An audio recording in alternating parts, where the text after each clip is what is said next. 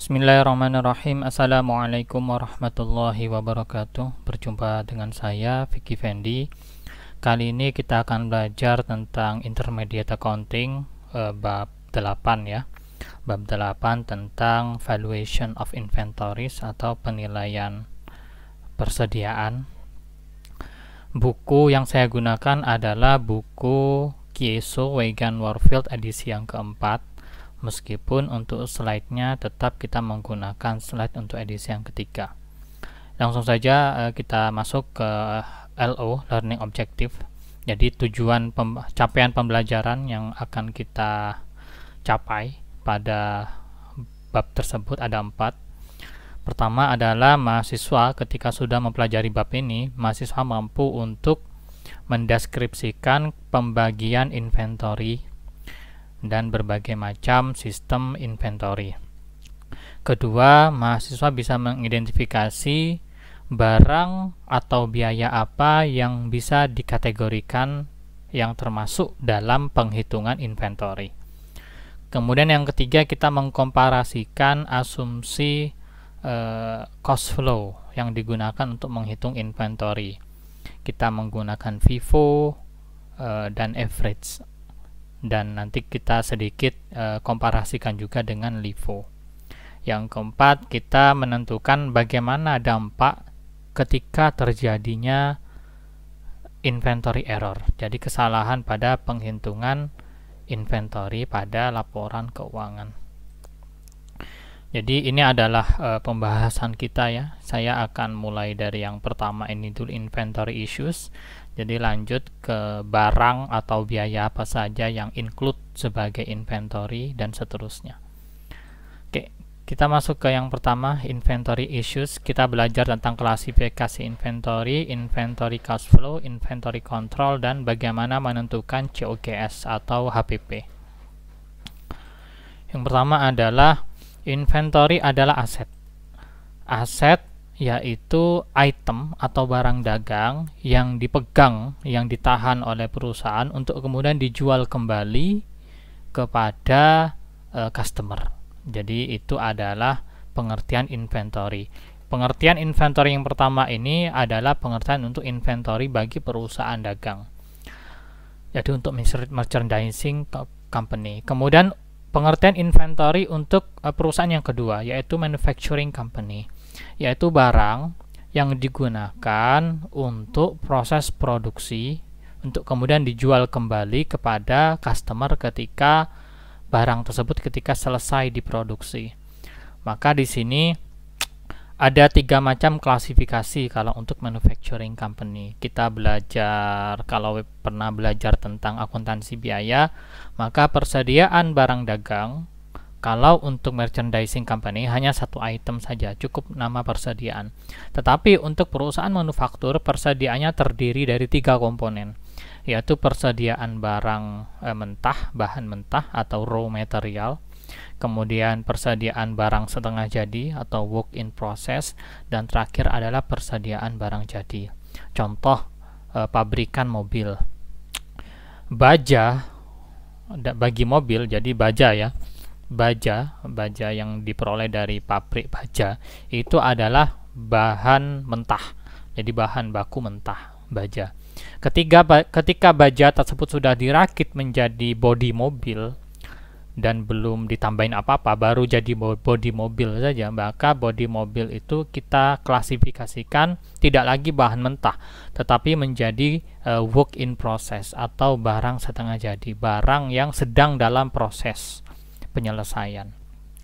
Kemudian yang ketiga, ketika bodi mobil tersebut kemudian dicat, diberikan ban, kemudian interiornya dilengkapi dan menjadi mobil yang siap untuk dijual dan dikendarai oleh customer, maka mobil tersebut tidak lagi menjadi work in process, tapi sudah menjadi namanya finished goods atau barang yang sudah jadi. Jadi ada 3 macam komponen barang. Ini contoh Carrefour ya. Carrefour ada perusahaan retail ya, dia menjual barang seperti halnya supermarket. Maka dia beli susu, dia beli mie goreng, beli minyak dan lain-lain lah. Kalau itu sembako, maka semua itu dikategorikan sebagai inventory dalam satu akun saja, jadi one inventory account. Tetapi kita bandingkan dengan Nissan, pabrikan mobil yang ada di Jepang.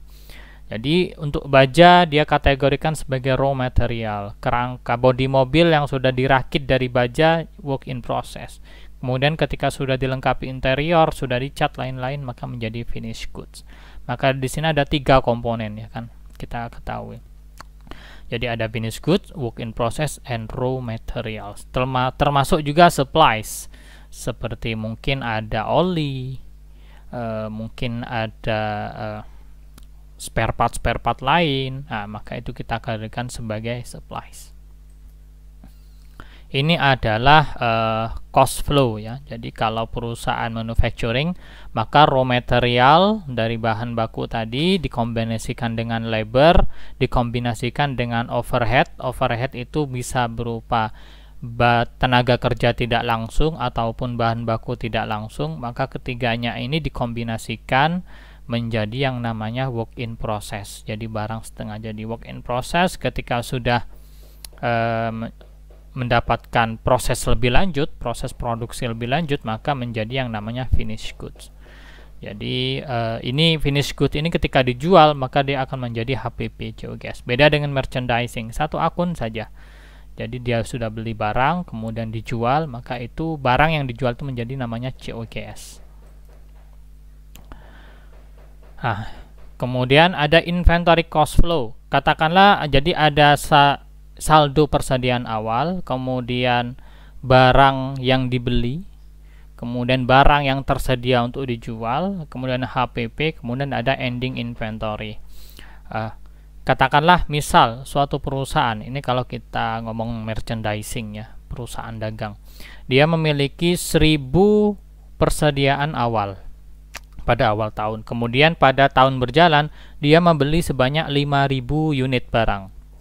Jadi 1000 ditambah 5000, maka itu menjadi 6000 barang. 6000 itu disebut dengan cost of goods available for sale. Jadi barang yang tersedia untuk dijual, yaitu persediaan awal 1000 dan pembelian tambahan pada tahun berjalan sebesar 5000. Kemudian kalau dari 6000 barang yang tersedia itu kemudian laku 4000 unit misal, laku 4000 unit, maka 4000 unit yang laku itu kita kategorikan sebagai COGS atau barang yang telah terjual, yaitu HPP. Sisanya dari 6000 barang laku 4000, berarti ada 2000 yang belum laku. Nah, 2000 itu kita kategorikan sebagai ending inventory. Jadi ini adalah inventory cost flow. Ada 2 macam sistem ya, sistem pencatatan. Pertama adalah sistem perpetual. Sistem perpetual yaitu ketika perusahaan membeli barang dagang, maka pembelian atas barang dagang tersebut akan dicatat sebagai inventory pada sisi debit, kemudian kreditnya bisa cash, kalau itu tunai, bisa utang, kalau itu belinya kredit. Tetapi sisi debitnya adalah inventory atau persediaan. Kemudian kalau ada ongkir yang dimasukkan, karena ini adalah FOB shipping point misal, maka ongkos kirimnya, jadi beli barang nilainya 1 juta, ongkirnya 100.000, maka 100.000 tersebut menambah nilai inventory. Dia akan membuat nilai inventory semakin mahal. Kenapa? Karena break in, jadi ongkir tersebut akan didebit sebagai inventory. Kemudian kalau ada retur pembelian, jika barang yang sudah dibeli kemudian ada yang cacat, kemudian perusahaan melakukan retur atau pemotongan harga, atau perusahaan juga mendapatkan diskon, maka ketiga komponen ini, purchase return, purchase allowance, dan purchase discount, akan mengkreditkan inventory. Jadi akan mengurangi harga persediaan yang sudah dibeli. Kemudian ketika perusahaan nanti menjual barang ya kepada customer, maka COGS-nya akan didebit, inventory-nya akan kredit. Kenapa inventory kredit? Ya karena menjual barang, maka inventory-nya kan berkurang. Inventory itu kelompok aset. Kalau inventory berkurang, maka harus kita kredit. Sedangkan COGS itu kan satu kelompok dengan beban. Ketika berhasil menjual barang, maka bebannya bertambah, yaitu COGS-nya bertambah. Maka HPP-nya itu akan kita debit, karena dia masuk kelompok expense.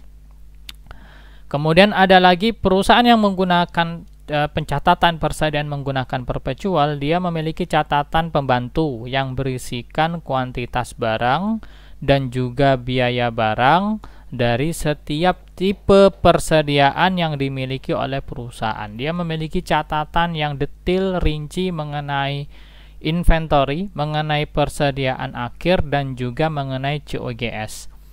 Jadi di sini ya, perpetual inventory system memberikan continuous record, jadi catatan yang berkelanjutan. Selalu mencatat, selalu mengupdate tiap kali menjual, ataupun membeli barang, maka selalu inventory dan COGS-nya akan selalu diupdate. Beda dengan periodic system. Periodic system tidak ada mencatat inventory maupun COGS.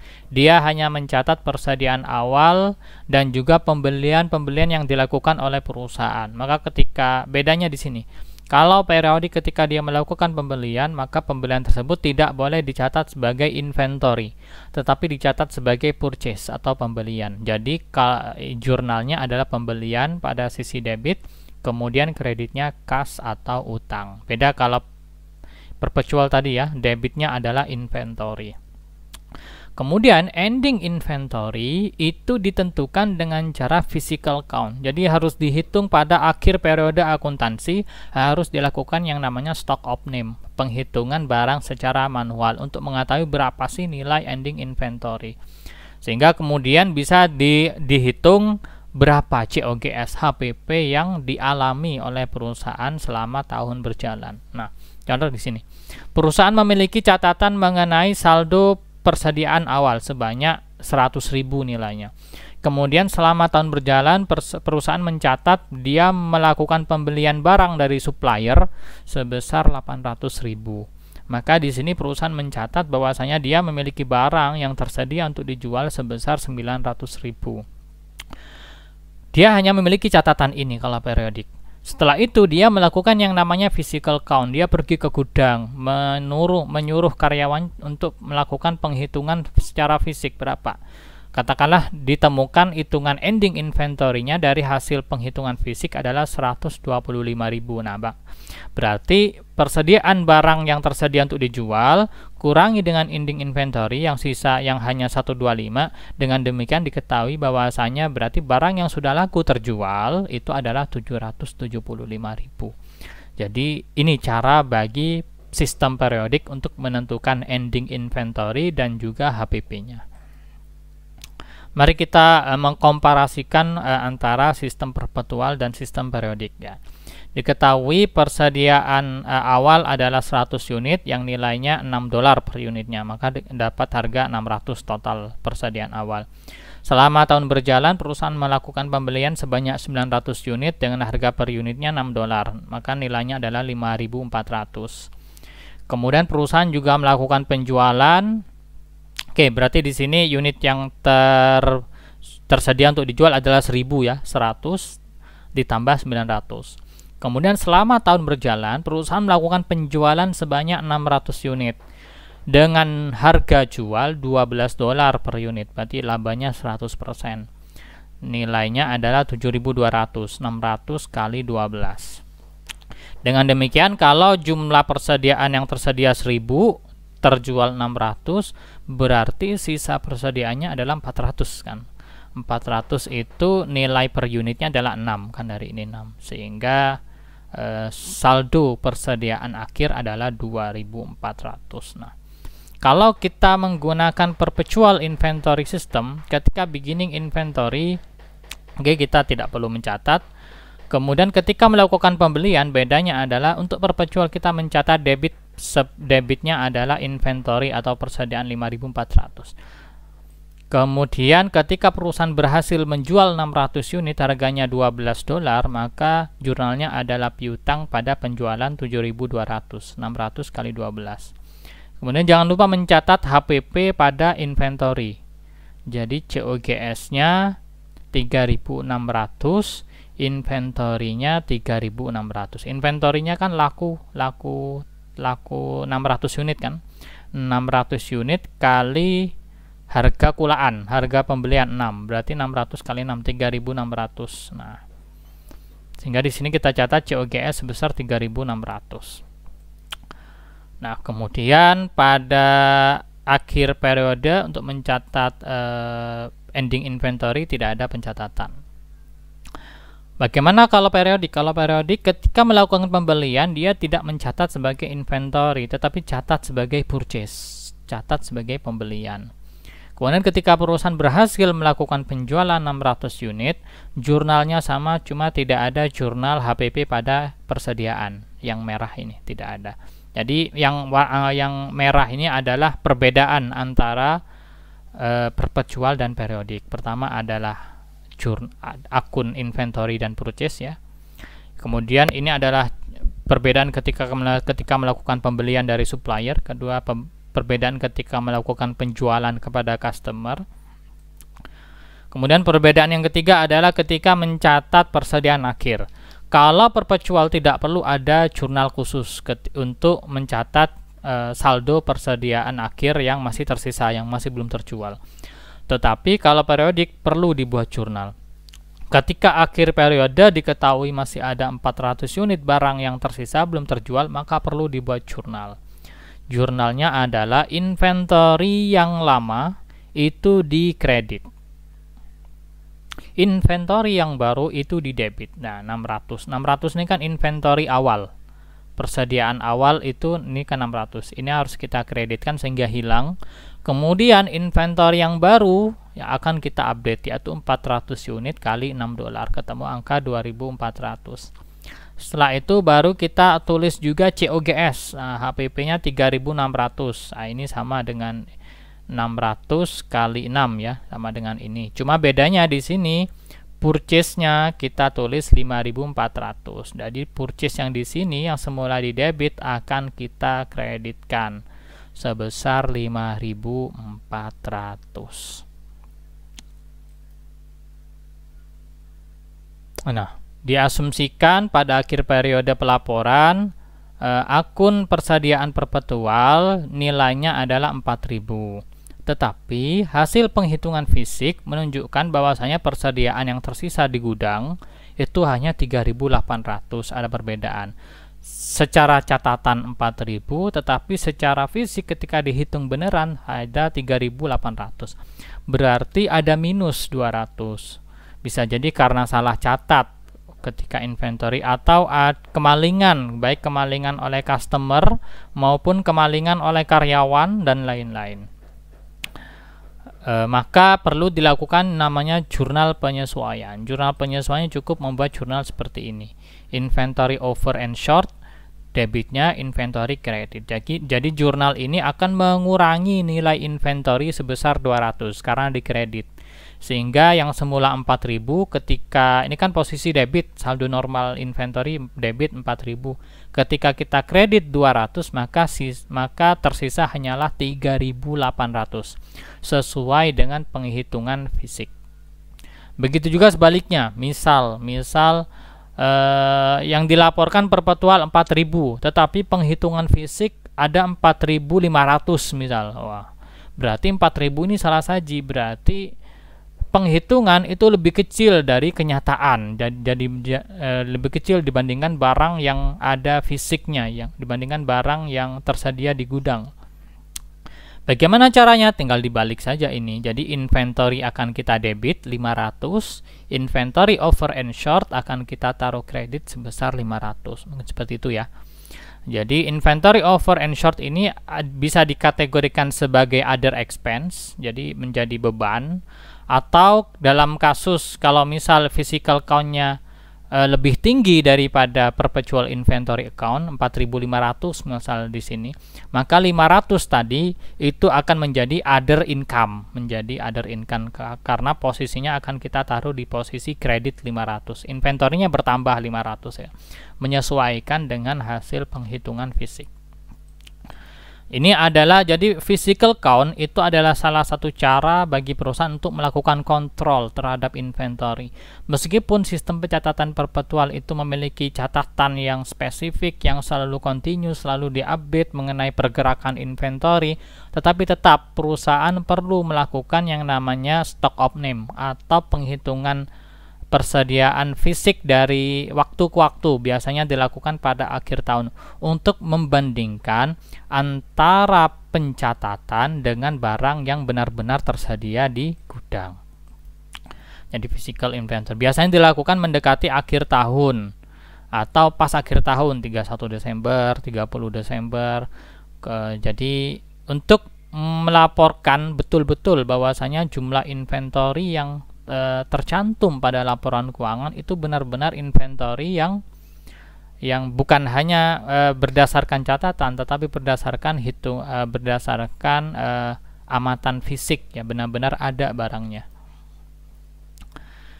Jadi kembali cara menentukan COGS-nya adalah, jadi beginning inventory-nya kita ketahui 100.000 ditambah dengan pembelian selama tahun berjalan 800, sehingga perusahaan mendapatkan barang yang tersedia untuk dijual, cost of goods available for sale 900.000.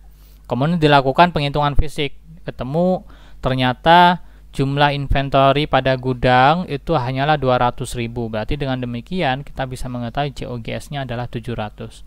Karena tersedia 900, lah kok ternyata di gudang hanya tersisa 200. Berarti sudah laku sebesar 700. Ini adalah cara menghitung nilai COGS pada sistem persediaan periodik, ya. Ini pada periodik. Oke, pembahasan kita yang kedua, kita ingin mengetahui barang atau biaya apa saja yang include dalam penghitungan inventory. Mari kita bahas di sini. Jadi perusahaan itu mengaku inventory dan utang, persediaan utang pada saat perusahaan mengontrol, memiliki kendali terhadap barang tersebut. Jadi ketika perusahaan membeli suatu aset atau sebagainya, ketika dia memiliki kontrol terhadap persediaan, maka dia akan catat persediaan itu sebagai aset pada laporan posisi keuangannya. Tetapi kalau tidak memiliki kontrol, ya dia tidak mencatat. Maka passage of title, jadi pemindahan kepemilikan itu menentukan siapa yang memiliki kendali terhadap suatu aset atau suatu inventory. Contoh di sini. Bagaimana kalau ada goods in transit? Nah, katakanlah perusahaan itu membeli barang tanggal 29 Desember. Tanggal 31 Desember barangnya belum nyampe. Katakanlah di sini LG beli barang dari supplier LG Korea, ya. Dia beli barang 29 Desember, 31 Desember barangnya belum nyampe. Barangnya masih di jalan, masih di kapal kah, di tengah laut atau di mana. Nah, pertanyaannya, barang yang masih ada di perjalanan, goods in transit, ini menjadi barangnya siapa? Dia menjadi barangnya LG selaku pembeli atau barangnya penjual? Misal belinya dari Amerika, misal beli semikonduktor, misal beli chip. Nah, maka kita harus mengetahui apa FOB yang digunakan. Kalau ketika LG membeli barang tersebut menggunakan terma atau syarat pengiriman FOB shipping point, FOB shipping point ini berarti ongkir ditanggung oleh pembeli. Maka kepemilikan itu berpindah kepada LG ketika supplier yang ada di Amerika itu menyerahkan barangnya kepada kurir yang ditunjuk, ya, yang menjadi agent, menjadi agen, menjadi perwakilan bagi pihak LG. Jadi ketika pihak supplier dari Amerika menyerahkan kepada kurir saja, meskipun barangnya belum nyampe, maka barang itu sejatinya sudah menjadi milik LG. Jadi ketika tanggal 31 Desember barangnya masih di tengah-tengah laut, di tengah-tengah samudra, masih shipping proses, maka barang itu sudah harus di-includekan menjadi inventory milik LG.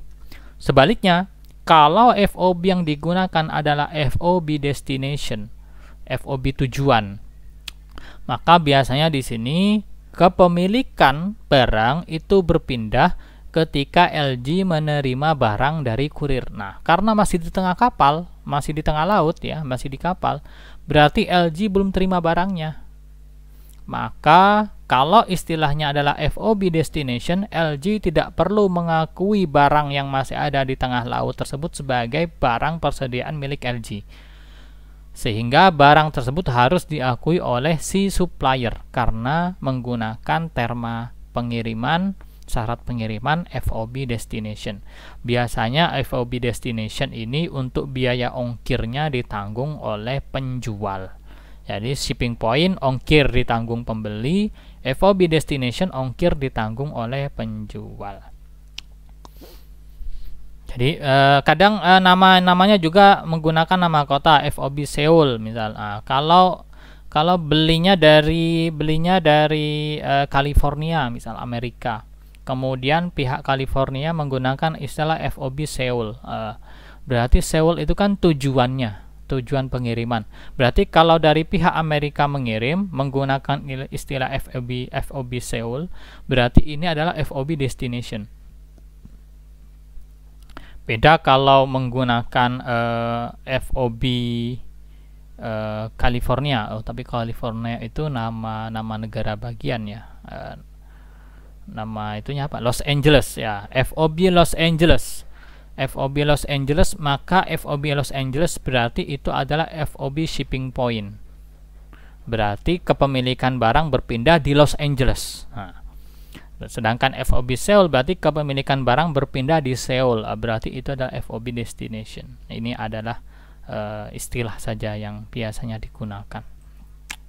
Yang kedua, bagaimana kalau untuk barang konsinyasi? Barang konsinyasi itu kan sama seperti orang. Dia bikin gorengan 100, kemudian dia pergi ke warung A nitipin gorengan 10, warung B nitipin gorengan 10, sampai warung J terakhir dia nitipin gorengan 10. Dia cuma nitip. Pemilik gorengan siapa? Ya si penjual gorengan. Nanti kalau seandainya di sore hari nggak laku, maka gorengannya tersebut akan diambil kembali. Maka sejatinya untuk barang konsinyasi, pemilik barangnya adalah pihak yang menitipkan barang. Sedangkan pihak yang dititipkan barang, yang dititipin itu tidak memiliki barang. Sehingga pertanyaannya, inventorinya harus masuk ke laporan keuangan siapa? Masuk ke laporan keuangan yang menitipkan barang. Nah, contoh di sini William Arts Gallery, dia yang menitipkan barang, mengirimkan barang kepada Sotheby. Nah, entah bacanya apa ini, Sotheby atau Sotheby, selaku consignee, dia ditipin barang. Kemudian Sotheby ini sepakat untuk menerima barang tanpa adanya kewajiban. Kecuali dia harus merawat betul barang tersebut dan memberikan perlindungan dari kerusakan maupun kehilangan sampai barang tersebut bisa dijual ke pihak ketiga. Ketika Sotheby berhasil menjual barang, maka pendapatan atas barang tersebut akan diberikan kepada Williams, dikurangi dengan beban komisi penjualan dan beban lain yang dikeluarkan oleh Sotheby. Dan ini jadi kesimpulannya ya sama seperti analogi saya tadi untuk penjual gorengan tadi ya. Maka gorengan tersebut milik siapa? Bukan miliknya para pemilik warung, tetapi milik dari si penjual gorengan yang menitipkan gorengannya kepada warung. Sales with repurchase agreement. Jadi ini penjualan dengan kesepakatan untuk melakukan pembelian kembali. Di sini kalau penjual melakukan penjualan kepada buyer, kepada customer, dan dia ada yang namanya repurchase agreement, ada kesepakatan bahwasanya dalam periode tertentu dan biasanya singkat ya, barang yang dijual tersebut akan dibeli kembali oleh si penjual dari pembeli. Berarti kalau ada semacam ini, maka barang yang dijual itu tetap harus include kepada catatan si penjual. Jadi barang tersebut dianggap belum berpindah kepemilikan, sehingga barang tersebut harus tetap dicatat pada laporan keuangan milik penjual. Karena ini disebut juga dengan parking transaction. Kemudian sales with rights of return. Jadi bagaimana kalau penjual melakukan penjualan dan ada hak untuk melakukan retur bagi pembeli. Nah, contoh di sini ya, Quality Publishing menjual textbook kepada kampus bookstore dengan kesepakatan kampus bookstore bisa mengembalikan secara penuh untuk buku-buku yang belum terjual. Maka Quality Publishing selaku penjual, selaku pemilik buku itu harus mengakui revenue dari kampus bookstore untuk textbook yang benar-benar tidak akan diretur. Jadi kalau dia harus bisa mengestimasi ya, berapa pendapatan dari buku yang benar-benar tidak akan diretur. Kemudian Quality Publishing juga harus mengakui adanya refund liability, kewajiban pengembalian dana untuk buku-buku yang diestimasi akan dikembalikan, akan dilakukan retur. Kemudian buku ya, jadi buku tersebut yang diestimasi akan diretur itu akan mengurangi COGS. Jadi kembali, kalau Quality Publishing tidak bisa memprediksi, tidak bisa mengestimasi berapa tingkat returnya, maka Quality Publishing itu tidak boleh melaporkan revenue-nya sampai retur tersebut benar-benar bisa diprediksi, benar-benar bisa diestimasi. Jadi ini untuk kepastian ya, untuk kehati-hatian. Kemudian cost apa saja yang masuk di inventory? Jadi pertama product cost. Jadi kalau bukan hanya harga pembelian saja yang masuk dalam penghitungan inventory, tetapi juga jadi katakanlah perusahaan ini jualan buku tadi ya, Quality Publishing, maka bukan hanya harga bukunya itu saja, tetapi juga ada, kalau ada biaya pajaknya, kalau ada biaya pengirimannya dan lain-lain, maka itu menjadi masuk dalam product cost.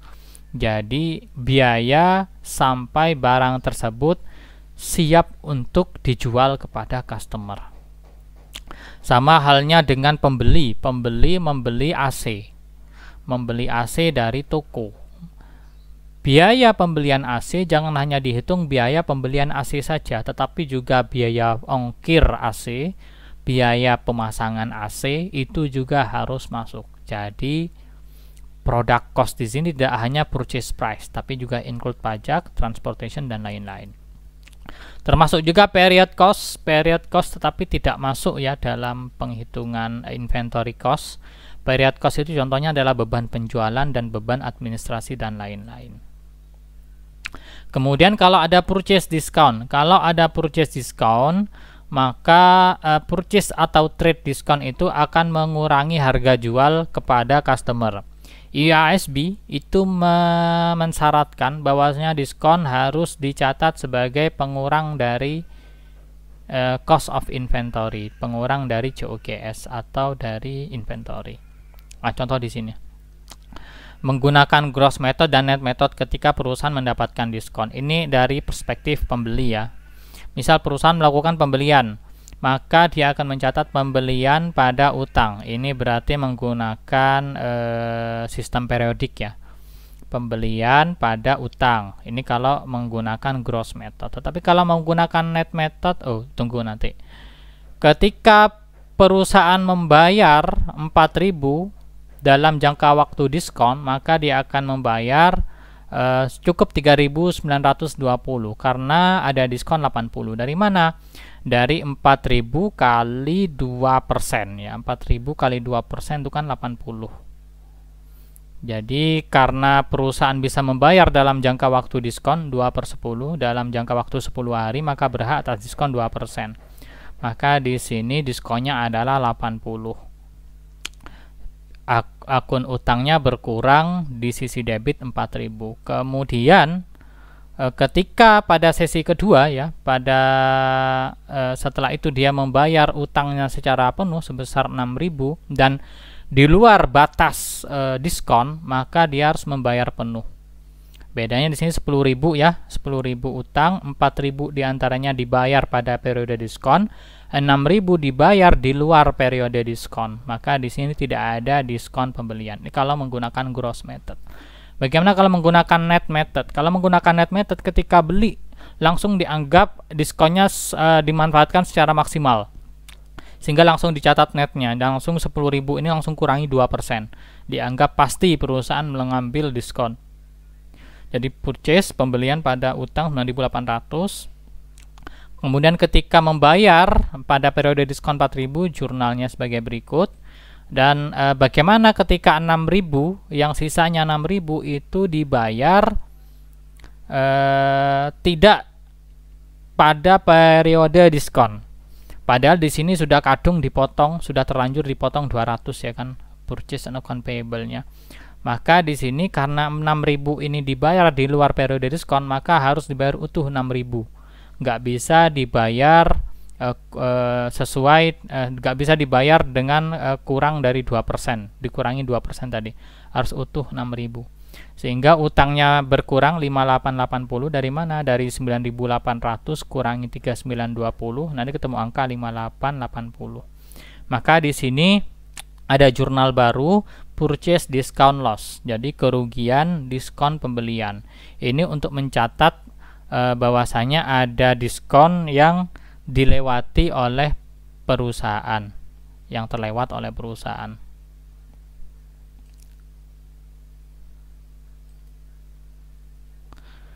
Nah, baik, sekarang kita mempelajari tentang asumsi cost flow.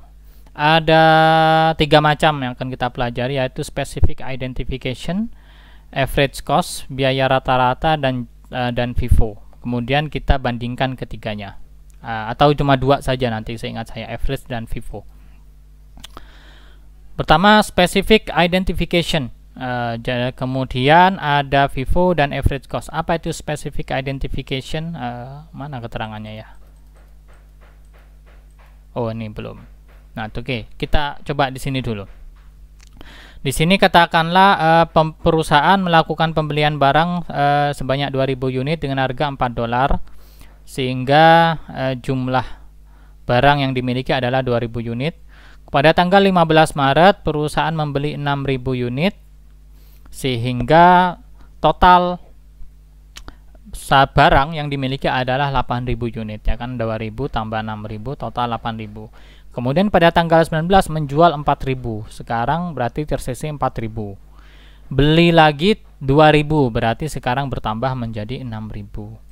Kalau kita ditanya berapa barang yang tersedia untuk dijual, maka hitungnya seperti ini. Saldo persediaan awal 2.000 itu kan kali $4, ketemu angka 8.000. Pembeliannya 4,4 kali 6.000, ini ditambah 2.000 kali 475, ketemu ini adalah saldo yang tersedia untuk dijual 43.900. Kemudian kita menjelaskan apa yang disebut dengan specific identification method, ya. Metode tersebut digunakan jika perusahaan biasanya menjual barang yang nilainya itu mahal dan jumlahnya tidak banyak, dan barang-barang tersebut bisa diidentifikasi dengan mudah. Contohnya mobil. Perusahaan bisa mengetahui bahwasanya mobil satu dengan mobil yang lain itu beda. Dari mana? Misal dari nomor rangka mesinnya. Sehingga kalau bisa diidentifikasi perbedaan antar tiap barang tersebut, maka dia bisa menggunakan yang namanya identifikasi spesifik method. Jadi metode identifikasi spesifik. Dia bisa menyandingkan antara actual cost dan actual revenue. Jadi kalau mobil tersebut dealer belinya adalah 300 juta, kemudian dijual 350 juta, berarti kelihatan actualnya 300, kemudian dia jual 350, berarti ada profit 50. Kemudian cost flow-nya sesuai dengan aliran physical flow, ya. Jadi barang yang dibeli adalah mobil A, yang dijual juga mobil A. Jadi kemudian tapi ini bisa membuka peluang bagi perusahaan untuk memanipulasi net income, karena bisa jadi ketika dia memiliki 3 barang, satunya 300 juta, satunya 290 juta, satunya lagi 280 juta, dengan itu adalah harga HPP, ya. ketika dia memiliki harga jual 350, ketika perusahaan ingin menjual dengan mendapatkan laba yang lebih banyak, perusahaan bisa saja memilih barang yang HPP-nya adalah 280 juta dijual 350. Tetapi sebaliknya, ketika perusahaan ingin labanya tidak terlalu tinggi, maka perusahaan bisa mengambil HPP yang paling tinggi, yaitu 300 tadi kan, dari yang paling tinggi 300 dijual 350, sehingga keuntungannya 50 dibandingkan yang tadi keuntungannya adalah 70. Jadi bisa memanipulasi income.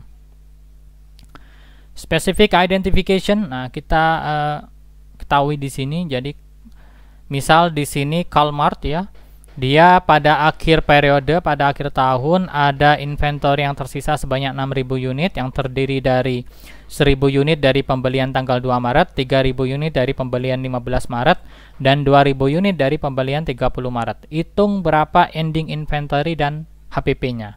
Maka kita harus mencatat 4, 4,4, dan 4,75. Ingat, ini adalah unit cost yang kita pelajari tadi. Ya, ini 4, 2 Maret 4, ini 4,4 dari tanggal 15 Maret, ini 4,75. Ini 2000, 6000, 2000.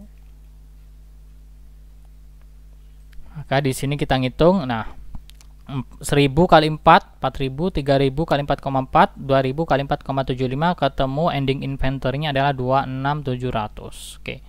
Kita sudah dapat, berarti sekarang cost of goods available for sale 43900. Dari mana? Dari ini ya. Dari ini 43900. Kemudian yang barang tersedia untuk dijual 43900. Ending inventory-nya 26700. Berarti sekarang diketahui HPP-nya berapa? HPP-nya adalah 17.200.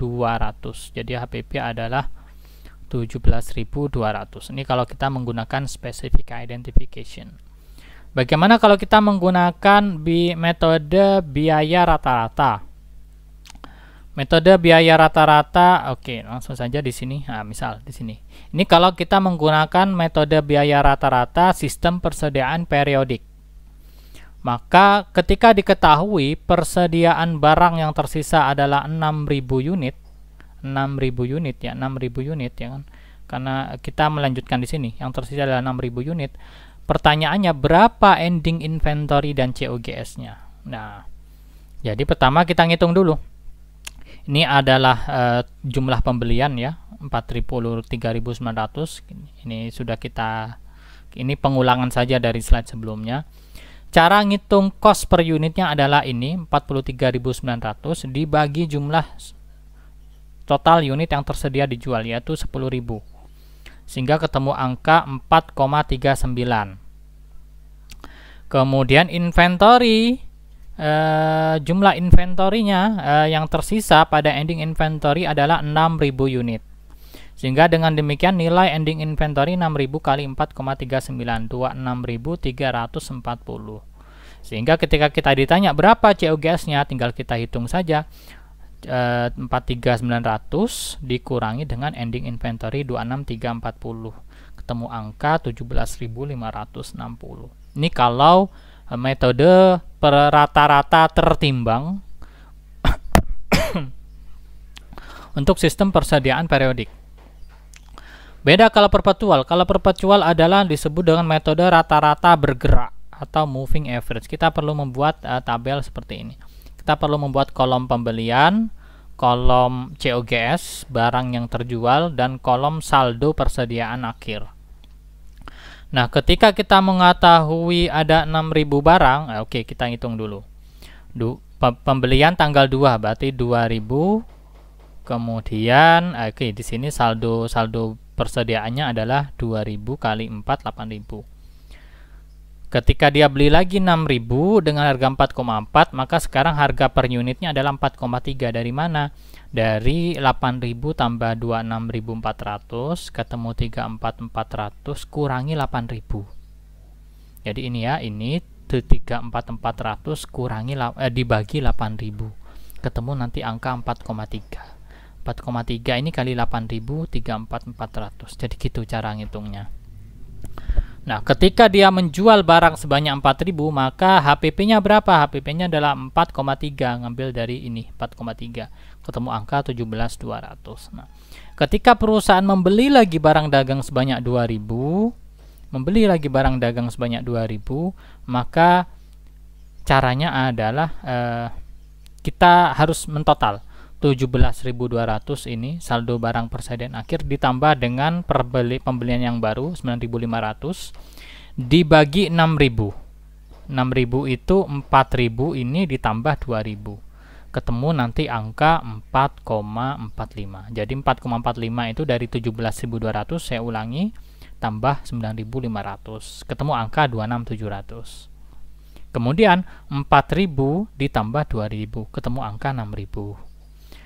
26.700 dibagi 6.000 nanti ketemu angka 4,45. Jadi kita mendapatkan perusahaan ketika menggunakan moving average untuk perpetual, dia harus menghitung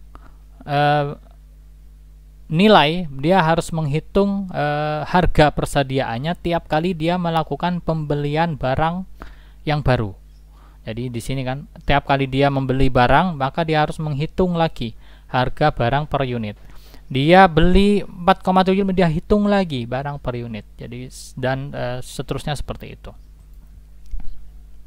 Ya, ini kalimat menghitung new average unit cost each time it makes a purchase. Jadi setiap kali melakukan pembelian barang, maka dia harus menghitung new average unit cost.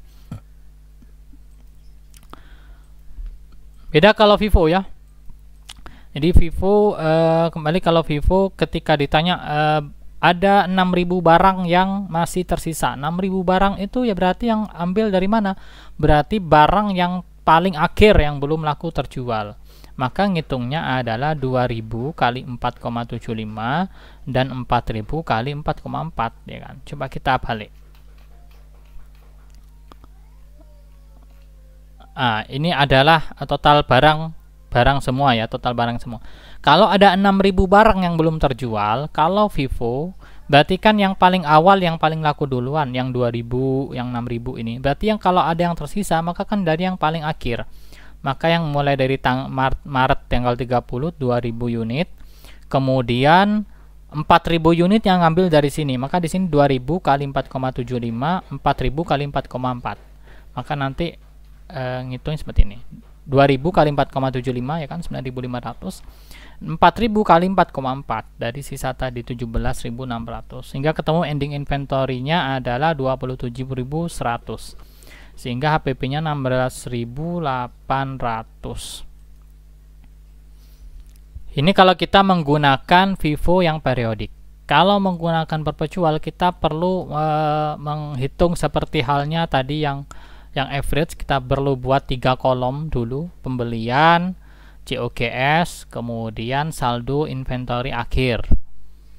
Maka ketika 2000 dia beli 6.000, dia bagi jadi 2, inventory-nya ada 2. Ada 2.000 yang inventory awal, kemudian 6.000 inventory yang baru dibeli. Ketika dia jual 4.000 ini kita ambilkan dari yang pertama dulu 2.000 dengan harga 4, kemudian 2.000 sisanya diambilin dari yang 6.000 ini dan yang dengan harga 4, maka di sini ada 2 harga, 4 dari yang ini, 4,4 dari ini 2.000. Sehingga dengan demikian inventory akhir yang tersisa adalah yang dari ini saja, yang dari 4,4 yaitu 4.000. Baru ketika perusahaan membeli lagi 2.000 harganya 4,75. Nah, karena harganya beda maka dibuat lagi beda di sini 4,4 dan 4,75. 4,75 dari ini ya. 4.000 4,4 dari yang atasnya. Nah, mari kita melakukan comparison, perbandingan. Diketahui saldo kas 7.000, saldo persediaan, saldo kas awal 7.000, saldo retain earning atau saldo laba awal 10.000, persediaan awal sebanyak 4.000 unit, nilainya 3 euro. Dia melakukan pembelian 6.000 unit, 4 euro per unitnya, kemudian dia jual 5.000 unit, 12 euro. Operating expense 10.000, pajaknya rate-nya adalah 40%. Maka kalau kita membandingkan penggunaan metode rata-rata dan FIFO, kita akan menemukan data sebagai berikut. penjualan 60.000 ya kan, dari 5.000 kali 12 ketemu 60.000, sama-sama 60.000. Tapi yang berbeda adalah pada sisi COGS.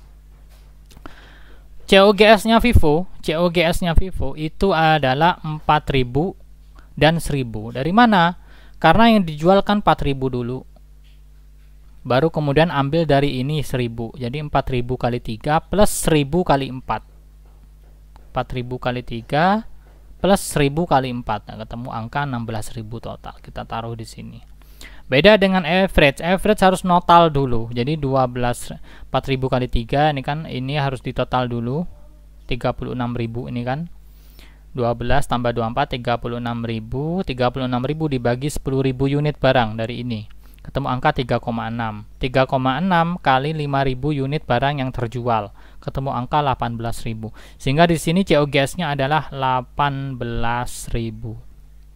Sehingga kita bisa ketahui sekarang, ketika pada periode di mana harga barang-barang selalu naik, perusahaan yang menggunakan metode Vivo itu akan mencatat COGS yang lebih rendah. COGS yang lebih rendah dibandingkan dengan metode rata-rata. Jadi konsekuensinya juga ketika perusahaan memiliki COGS yang lebih rendah, maka gross profit-nya akan lebih tinggi. 44 dan 42. Kemudian pajak yang dibayarkan juga lebih tinggi, 13.600, 12.800. Dan kemudian net income yang dilaporkan juga lebih tinggi, 24.000 dan 19.200. Jadi kembali ya, ketika periode barang di mana di suatu negara selalu terjadi inflasi, yaitu harga barang-barang selalu naik, maka perusahaan yang menggunakan metode Vivo, dia akan mencatat COGS yang lebih rendah, gross profit yang lebih tinggi, pajak yang lebih tinggi, net profit, net income yang lebih tinggi. Sudah, itu saja. Oh, ini juga sudah ada dikasih perbandingan juga ya.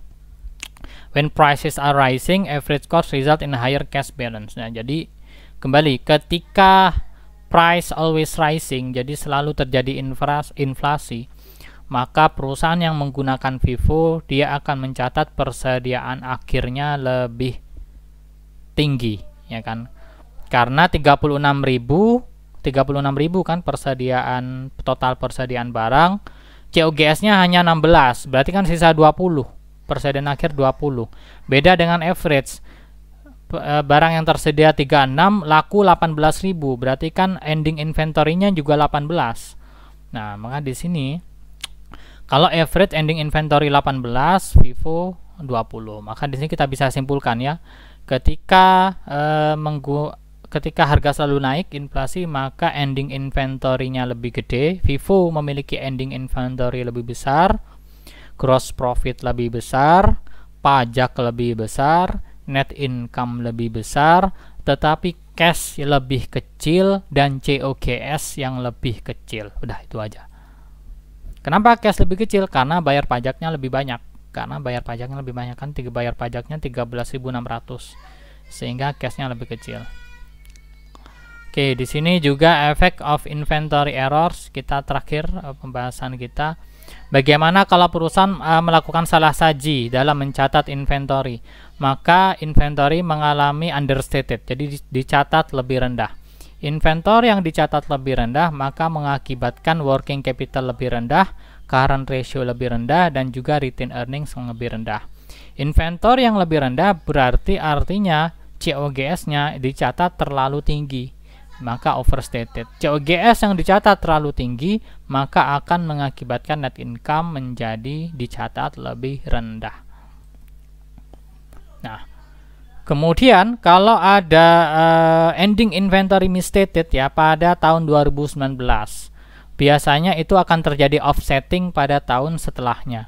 Maka di sini contoh, misal terjadi kesalahan ending inventory pada tahun 2019 dicatat 20.000, akibatnya COGS-nya 50.000, kemudian dikurangi beban lain-lain 40.000 sehingga net income hanya 10.000. Padahal harusnya yang betul itu adalah ending inventory 30 sehingga COGS hanya 40 dan net income 20.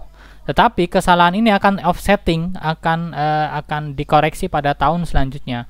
Karena ketika setelah tahun selanjutnya perusahaan melakukan penghitungan dengan betul, misal di sini 40.000, maka laba pada tahun 2020 yang semula akan menjadi 20.000. Karena sebelumnya 10.000, tahun 2020 dia menjadi 20.000. Beda dengan ketika kalau seandainya correct recording ya, maka yang betul adalah 20.000 ya, 20.000, tetapi nanti pada tahun selanjutnya hanyalah 10.000. Jadi totalnya tetap ini 30.000 karena terjadi offsetting. Di sini juga tetap 30.000. Ini juga dampak adanya kalau terjadi bagaimana kalau pembelian yang dilakukan oleh perusahaan itu lupa untuk dicatat, sehingga ya tadi inventory understated, kan namanya pembelian lupa untuk dicatat, maka terjadi inventory understated. Juga utang juga understated dan lain-lain. Selanjutnya ada yang terakhir, bagaimana kalau ada LIFO? Menurut IFRS, LIFO itu tidak diizinkan. Kenapa? Karena LIFO itu bisa menjadi celah bagi perusahaan untuk membayar pajak lebih kecil. Tapi bagaimana kalau seandainya kita menggunakan LIFO? Mari kita buktikan dengan ilustrasi yang sama ya, dengan ilustrasi yang sama. Jadi 2.000, 6.000, 2.000 ini adalah pembelian, nah ini adalah saldo barang, saldo inventory akhir. Dia jual 4.000 sehingga saldo inventory akhir 6.000. Maka ketika menggunakan metode periodik, maka barang yang laku duluan, kalau LIFO itu kan barang yang akhir-akhir. Yang belum laku kan awal, berarti di sini ending inventory-nya adalah 2.000 dikalikan dengan 4 ya, dikalikan dengan 4. Oke. 4.000 itu dikalikan dari 4,4, maka ketemu angka di sini 25.600 sehingga COGS-nya adalah 18.300. Kalau menggunakan perpetual, maka kita buat kolom purchase, COGS dan inventory, kita bisa buat seperti ini. Nah, ketika dia menjual 4.000 itu seluruhnya ambil dari LIFO, ambil dari yang terakhir 6.000. Maka nilainya 4,4 ya kan. Sehingga yang 6.000 ini dikurangi 4.000, dia hanya menjadi 2.000. 2.000 4,4. Yang 2.000 ini tetap tidak diotak-atik, tetap 2.000. Kemudian dia beli lagi 2.000 dengan nilai 4,75 per unitnya, maka dia menjadi tiga komponen sekarang ya, 3 macam tipe inventory dengan 3 macam harga. Nah, kalau kita buat komparasi tadi ya dengan ilustrasi yang sama dengan sebelumnya, maka kita akan mendapatkan data sebagai berikut. Perusahaan yang menggunakan LIFO itu mencatat COGS paling besar dibandingkan yang lain, dibandingkan FIFO dan average. Konsekuensinya kalau COGS-nya paling besar, gross profit-nya paling rendah. Gross profit paling rendah, ini kan 40, lainnya 44, 42. Gross profit paling rendah berarti nanti pajak yang dibayarkan paling kecil. Nah, ini yang tidak diharapkan oleh standar setter, oleh pemerintah juga selaku pihak yang menerima pajak. Sehingga juga net income-nya yang paling kecil. Jadi kalau pakai LIFO, kembali ya, kalau pakai LIFO, COGS-nya paling besar, gross profit, pajak, net income paling kecil. Kebalikannya kalau pakai FIFO, COGS-nya paling kecil, tapi gross profit, pajak, net income itu paling besar. Mungkin itu ini kita bisa pahami di sini. Ini yang seperti yang tadi sebelumnya. Mungkin cukup dari saya, kurang lebihnya mohon maaf. Wassalamualaikum warahmatullahi wabarakatuh.